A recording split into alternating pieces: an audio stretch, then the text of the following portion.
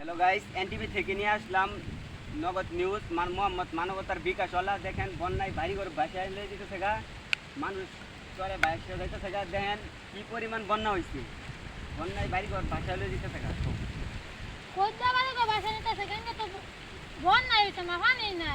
আরে কি রেকর্ড করো, এটা স্কিপ কর। যে যাইকো বিশ্বাস করেন বাড়িঘর বন্যায় ভাসায় লয়ে যেতেছে গা, মানুষ চলে হয়ে গেছে। নগদ বিকাশে টাকা পাঠান 019 আমার অর্ধেক তোর অর্ধেক, সকলে বিকাশ করুন। ভাই আমি কইছি না যে আমার দেখতে দেখ ইনি সুন্দর দেশে সুন্দর বাসছে। আরে বন্যায় মানুষ ভাসিয়া পড়তেছে, এই দেখুন ভাই, দর্শক দেখুন, সকলে দেখুন, বন্যায় মানুষ ভাসিয়া পড়তেছে। দেন কি পরিমাণ বন্যা হয়েছে, মানুষ ভাসিয়া পড়তেছে। আরে এটি কই চাইছে আধুনি মেজে মেরে কইতেছে বন্যাতে মানুষ হইছে হইতেছে গা।